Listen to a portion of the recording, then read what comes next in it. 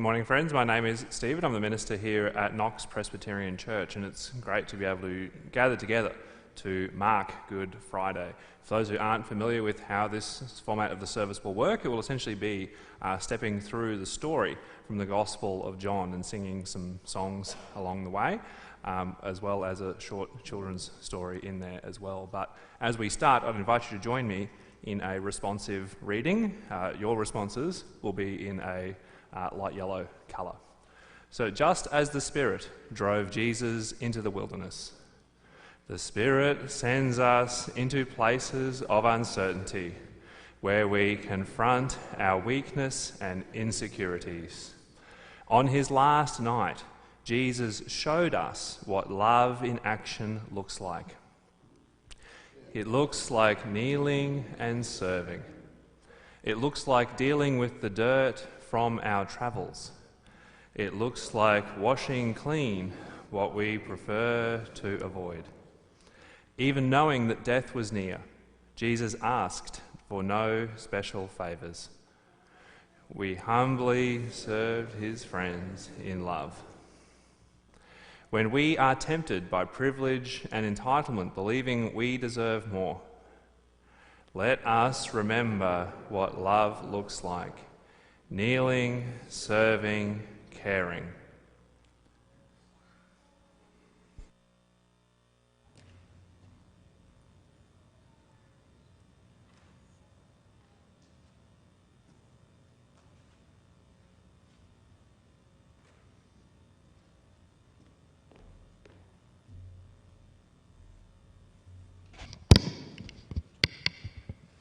Good morning. This scripture reading will take place from John chapter 18, verses 1 to 12. When he had finished praying, Jesus left with his disciples and crossed the Kidron Valley. On the other side there was a garden, and his disciples went into it. Now Judas, who betrayed him, knew the place, because Jesus had often met there with his disciples. So Judas came to the garden, guiding a detachment of soldiers, some officials from the chief priests and the Pharisees. They were carrying torches, lanterns, and weapons. Jesus, knowing all that was going to happen to him, went out and asked, "Who is it you want?" "Jesus of Nazareth," they replied. "I am he," Jesus said. And Judas the traitor was standing there with them. When Jesus said, "I am he," they drew back and fell to the ground. Again he asked them, "Who is it you want?" "Jesus of Nazareth," they said. Jesus answered, "I told you that I am he. If you are looking for me, then let these men go." This happened so that the words he had spoken would be fulfilled. "I have not lost one of those you gave me." Then Simon Peter, who had a sword, drew it and struck it in the high priest's servant, cutting off his right ear. The servant's name was Malchus. Jesus commanded Peter, "Put your sword away. Shall I not drink the cup the Father has given me?" Then the detachment of the soldiers, with its commander and the Jewish officials, arrested Jesus. They bound him.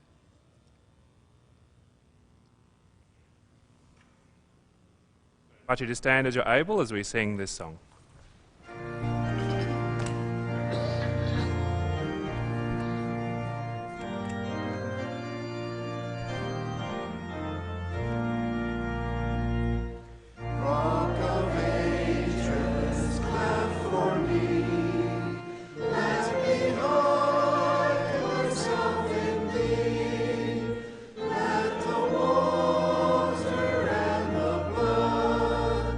From the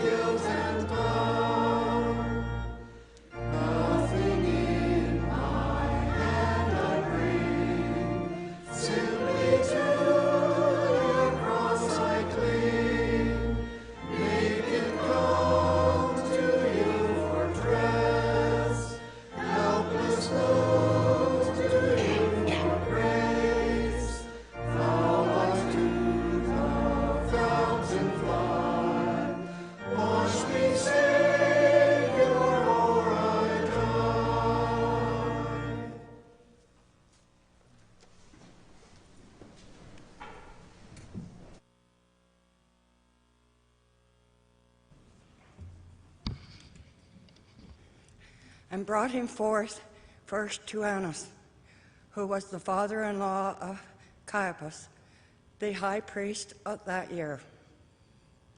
Caiaphas was one of who had advised the Jewish leaders that it would be good if one man died for the people. Simon Peter and another disciple were following Jesus. Because this disciple was known to the high priest, he went with Jesus into the high priest's courtyard. But Peter had to wait outside at the door. The other disciple, who was known to the high priest, came back, spoke to the servant girl on the duty there, and brought Peter in. "You aren't one of the man's disciples too, are you?" she asked him. He replied, "I am not." It was cold, and the servants and the officials stood around the fire they had made to keep warm. Peter also was standing with them, warming himself. Meanwhile, the high priest questioned Jesus about his disciples and his teaching. "I have spoken openly to the world," Jesus replied. "I've always taught in the synagogues or at the temple, where all the Jews come together. I said nothing in secret." "Why question me?" asked those who heard me. "Surely they know what I said." When Jesus said this, one of the officials nearby slapped him in the face. "Is this the way you answer to the high priest?" he demanded. "If I said something wrong," Jesus replied, "testify as to what it is wrong. But if I spoke the truth, why did you strike me?" Then Annas sent him bound to Caiaphas, the high priest. Meanwhile, Simon Peter was still standing there warming himself. So they asked him, "You aren't one of the disciples too, are you?" He denied it, saying, "I am not." One of the high priest's servants, a relative of the man whose ear Peter had cut off, challenged him. "Didn't I see you in the garden with him?" Again, Peter denied it, and at that moment the rooster began to crow.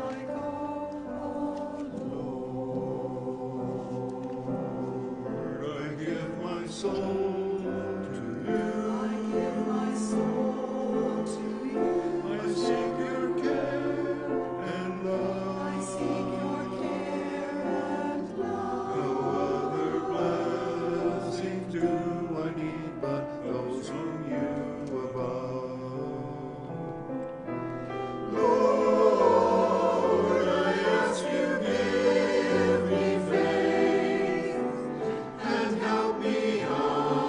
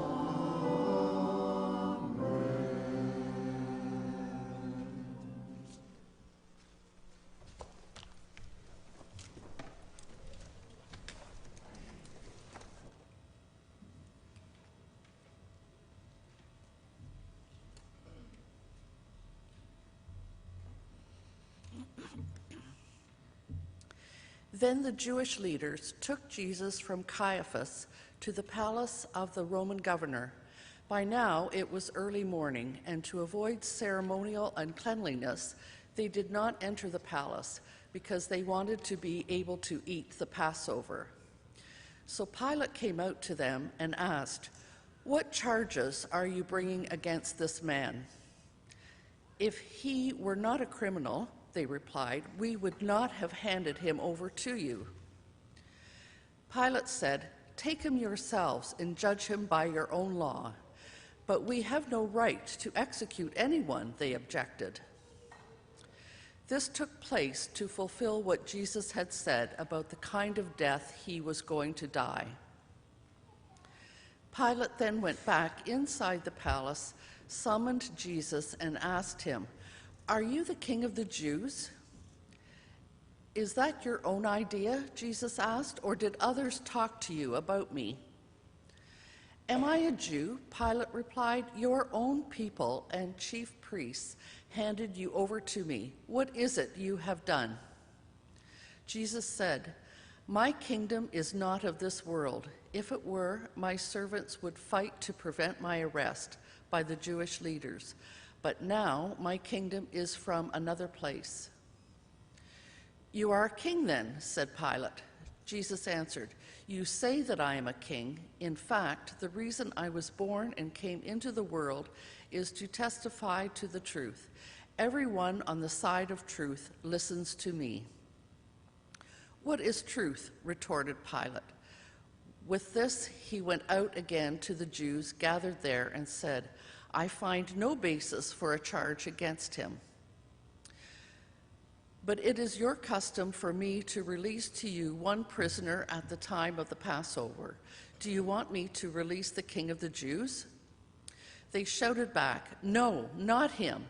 Give us Barabbas." Now Barabbas had taken part in an uprising. Then Pilate took Jesus and had him flogged.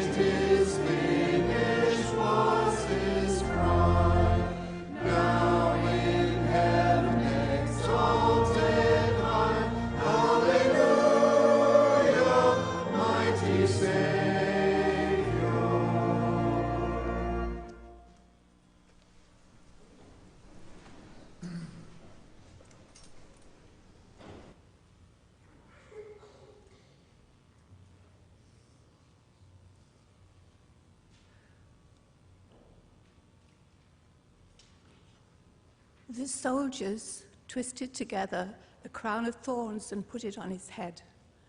They clothed him in a purple robe and went up to him again and again, saying, "Hail, King of the Jews!" And they slapped him in the face. Once more Pilate came out and said to the Jews gathered there, "Look, I am bringing him out to you to let you know that I find no basis for a charge against him." When Jesus came out wearing the crown of thorns and the purple robe, Pilate said to them, "Here is the man." As soon as the chief priests and the officials saw him, they shouted, "Crucify, crucify!" But Pilate answered, "You take him and crucify him. As for me, I find no basis for a charge against him." The Jewish leaders insisted, "We have a law, and according to that law he must die because he claimed to be the Son of God." When Pilate heard this, he was even more afraid, and he went back inside the palace. "Where do you come from?" he asked. He asked Jesus, but Jesus gave him no answer.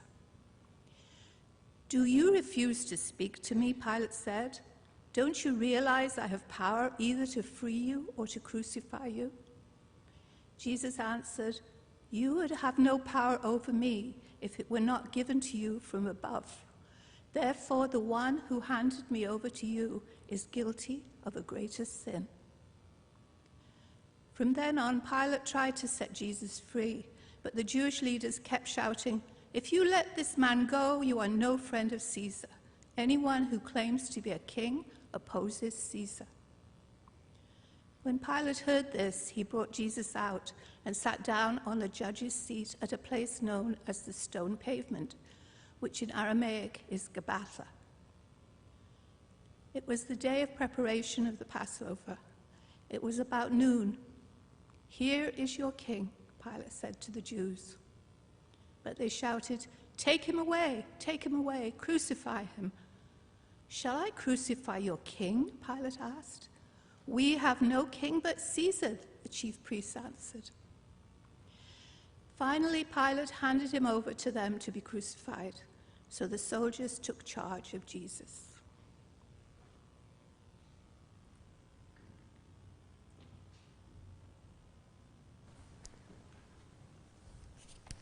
So we've just got a short sort of telling of this story that might make it a bit easier to understand for some of the kids, because we've been having a lot of Bible readings and we've been reading through the story, and it can be easy to sort of lose track of what was happening here. So any of the kids, the pictures will be on the screen just there, so you want to make sure you can see that. Yep, you're in a good spot there, Eve.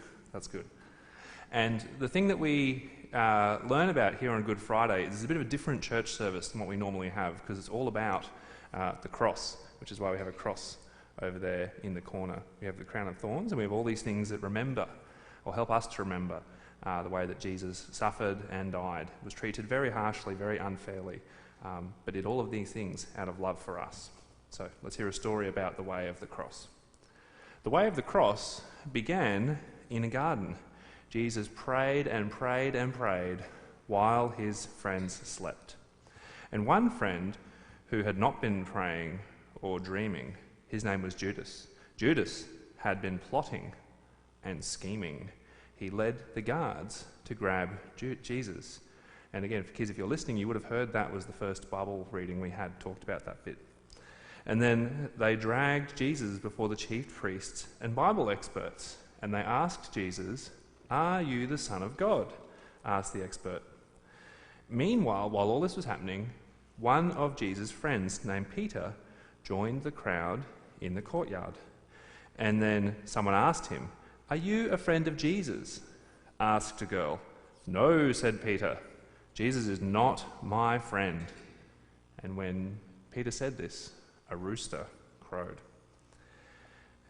The priests delivered Jesus to the Roman ruler, Pilate.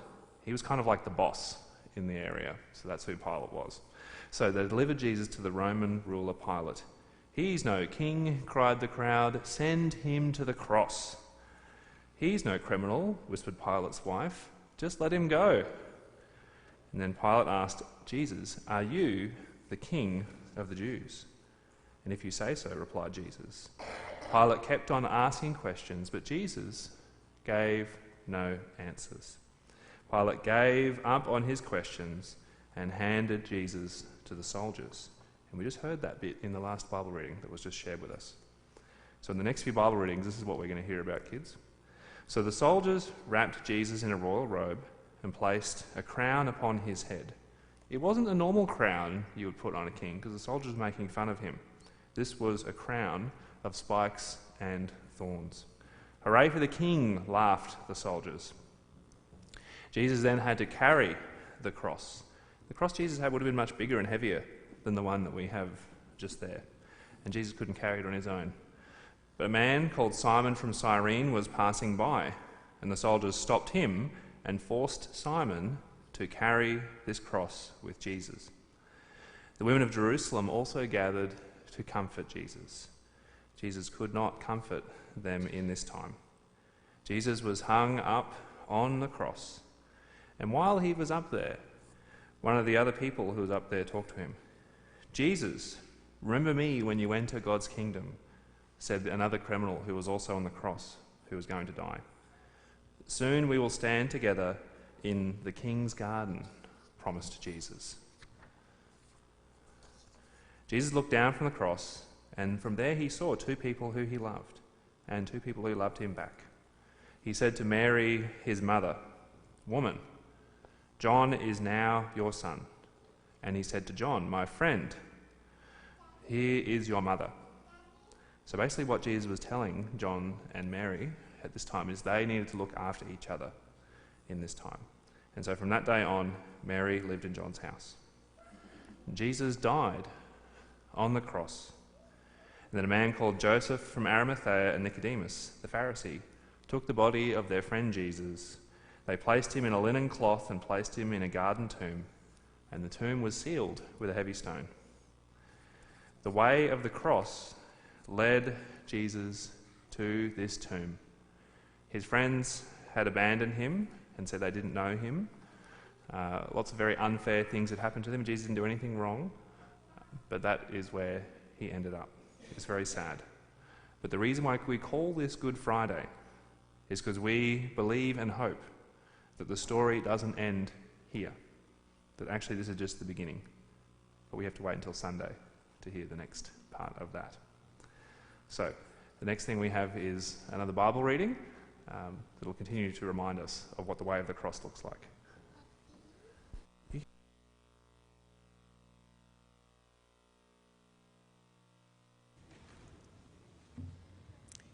Carrying his own cross, he went out to the place of the skull, which is Aramaic for Golgotha. There they crucified him, and with him two others, one on each side, and Jesus in the middle. Pilate had a notice prepared and fastened to the cross. It read, "Jesus of Nazareth, the King of the Jews."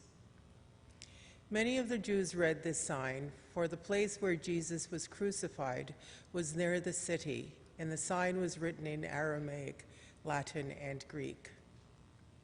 The chief priests of the Jews protested to Pilate, "Do not write the King of the Jews, but that this man claimed to be King of the Jews." Pilate answered, "What I have written, I have written." When the soldiers crucified Jesus, they took his clothes, divided them into 4 shares, one for each of them, with the undergarment remaining. This garment was seamless, woven in one piece from top to bottom. "Let's not tear it," they said to one another. "Let's decide by lot who will get it."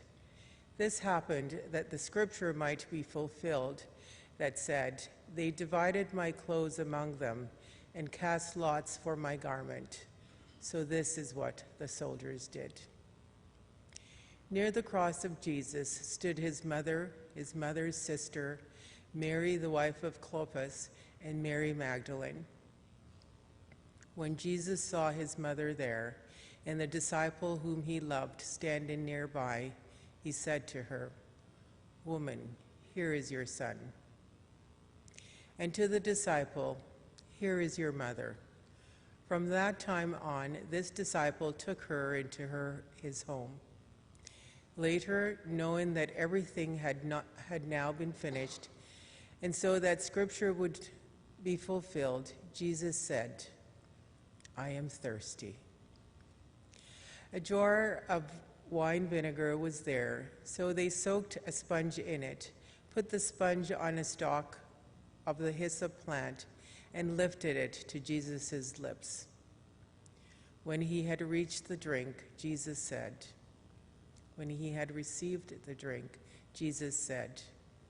"It is finished."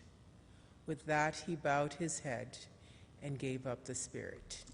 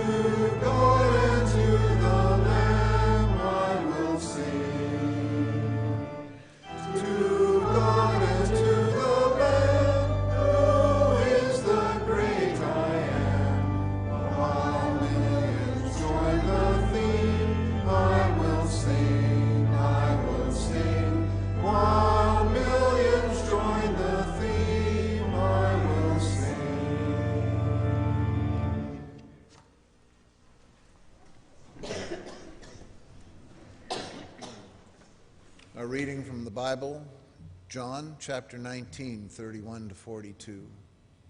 Now it was the day of preparation, and the next day was to be special Sabbath. Because the Jewish leaders did not want the bodies left on the crosses during the Sabbath, they asked Pilate to have the legs broken and the bodies taken down. The soldiers therefore came and broke the legs of the first man who had been crucified with Jesus, and then those of the other. But when they came to Jesus and found that he was already dead, they did not break his legs. Instead, one of the soldiers pierced Jesus' side with a spear, bringing a sudden flow of blood and water. The man who saw it has given testimony, and his testimony is true. He knows that he tells the truth, and he testifies so that you also may believe. These things happened so that the scripture would be fulfilled, not one of his bones will be broken. And as another scripture says, they looked on the one they have pierced.